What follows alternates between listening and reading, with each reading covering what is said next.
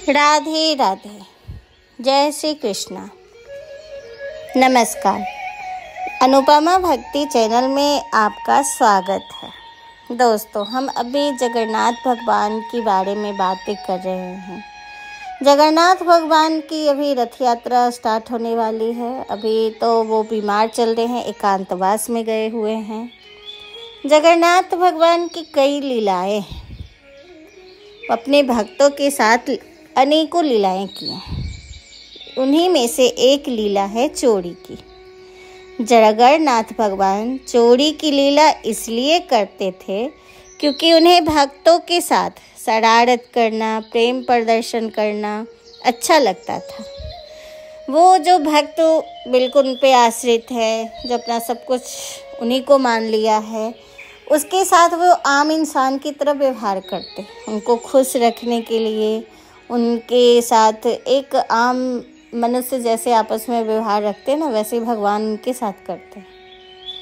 तो हर उनकी लीलाएं अनेकों है। उन्हीं में से एक मैं आपको बता रही हूँ कि भगवान जगन्नाथ की भक्ति माधव दास जी के साथ चोरी की लीला। भगवान श्री कृष्ण को माखन चोरी करने का बचपन से ही शौक था।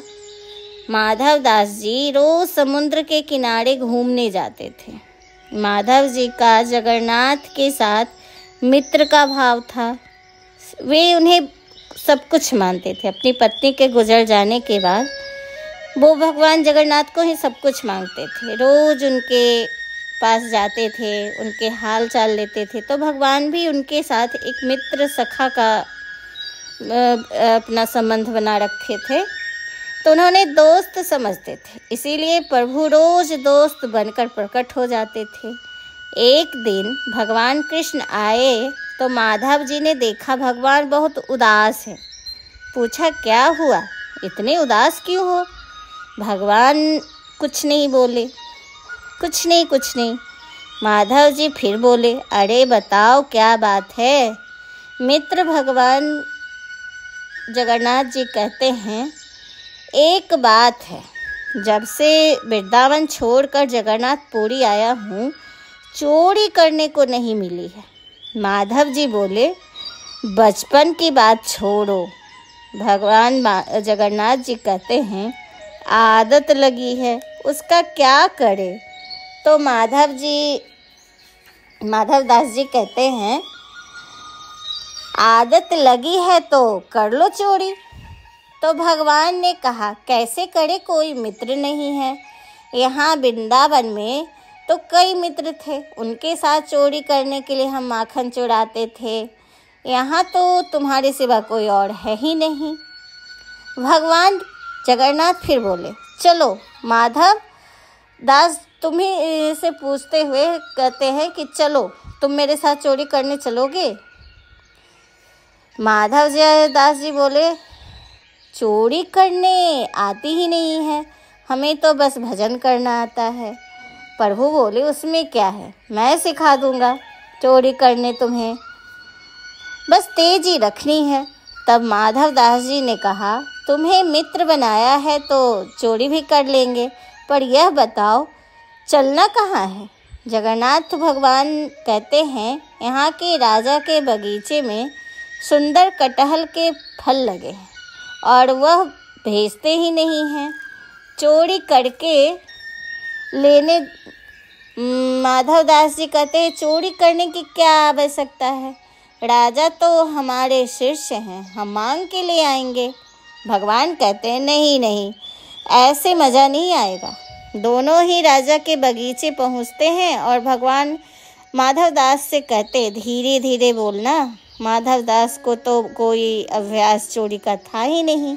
जैसे ही कटहल के पेड़ के पास पहुँचे, भगवान बोले, ऊपर चले जा, कटहल को तुम गिराना, हम नीचे संभाल लेंगे। माधव दास जी जोर जोर से बोलते हुए कहे, कन्हैया, किस पेड़ पर चढ़ना है, इस पेड़ पे या उस पेड़ पे? इतने में उस बगीचे का रखवाली माली सुन लेता है, दौड़ कर आता है, कहता है, हम बता लेते हैं किस पेड़ पर चढ़ना है, ठहर जा। भगवान माधवदास को छिपाकर ले जाते हैं और कहते हैं तुम्हें पहले ही बोला था, धीरे धीरे बोलना है। फिर से बगीचा जाते हैं। इस बार भी उन्होंने माधवदास जी को समझाए भगवान जगन्नाथ जी की बहुत धीमे धीमे बात करना। और भगवान बताते हैं इस पर चढ़ो। माधव पेड़ पे चढ़ जाते हैं। फिर वो जोर से बोलते हैं कौन सा कटहल गिराऊं, ये वाला या वो वाला। माली फिर सुन लेता है। इतने में माली डंडा लेकर दौड़ा। मैं अभी बताता हूँ। भगवान जी तो भाई भगवान थे, अंतर ध्यान हो गए। माधवदास जी बेचारे धीरे धीरे पेड़ से उतरे। कटहल गिरा दिया था। माली माधव जी को 2 डंडे लगाता है और बंदी बना लेता है। माधव जी इधर उधर देखने लगते हैं, भगवान को ढूंढते हैं, पर वो तो अंतर ध्यान हो गए। माली कहता है क्या देख रहे हो। माधव जी कहते हैं खुद चोरी करने लाया था, खुद अंतर ध्यान हो गया। माली कहते हैं बंधे रहो, यहाँ सुबह राजा के पास ले जाता हूँ। माधवदास जी रात भर बंधे रह गए। सुबह माली राजा के पास उनको ले जाता है। राजा जी देखते कि उनके गुरु को माली ने बांध रखा है। राजा जी छड़ी लेकर माली के पीछे दौड़ते हैं और पूछते हैं हमारे गुरु को क्यों बांधा। माधवदास जी बोले हम काम ही ऐसे किए कि ये बांध गया। राजा जी बोले अपने क्या काम किया ऐसा। माधवदास जी बोले चोरी। राजा जी चौंक गए। आप चोरी? राजा जी ने पूछा कैसे। माधव जी कहते हैं कुसंग में पड़कर खराब हो गया। राजा ने पूछा किसकी कुसंग। माधव जी कहते हैं यहाँ नहीं, घर पर बताऊंगा। राजा जी माधव जी को घर ले जाते हैं। माधवदास जी राजा को सारी कहानी बताते हैं। सारी कहानी सुन राजा के आंखों में भक्ति से नम हो जाती है। राजा उसी समय सारी बगीचा प्रभु के नाम कर देते हैं। कहते हैं आज भी यह बगीचा प्रभु के नाम पर है। शाम को माधवदास जी लिखा पढ़ी के कागज लेकर समुद्र किनारे आते हैं। भगवान फिर समुद्र किनारे प्रकट होते हैं और मुस्कुराकर माधवदास जी से बोलते हैं और संत जी रात कैसे गुजारी।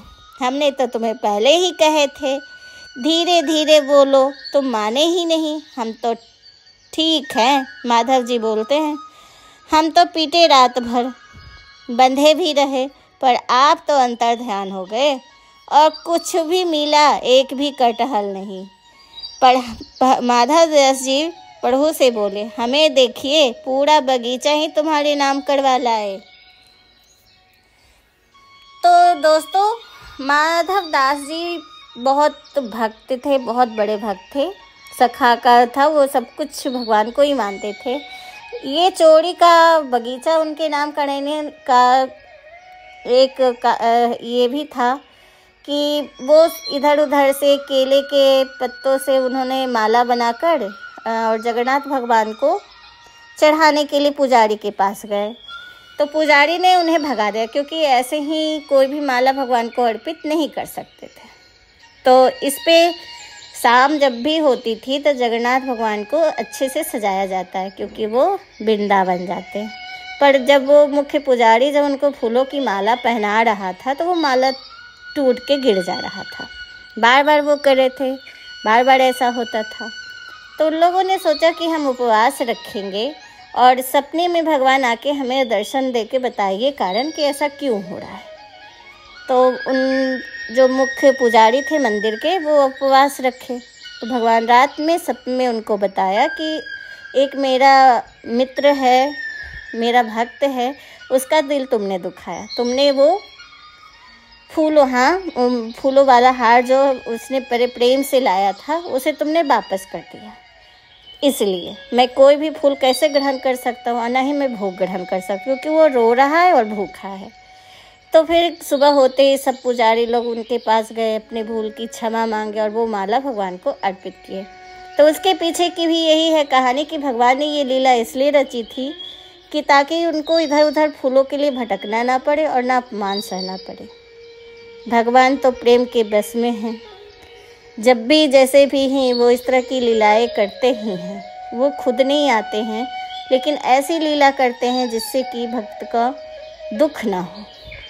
तो दोस्तों, आज का बस इतना ही। आपको ये कहानी कैसी लगी हमें ज़रूर बताइएगा। अगर ये आपको अच्छी लगती है तो प्लीज़ हमें सब्सक्राइब और लाइक कीजिए। धन्यवाद मेरी वीडियो सुनने के लिए। नमस्कार।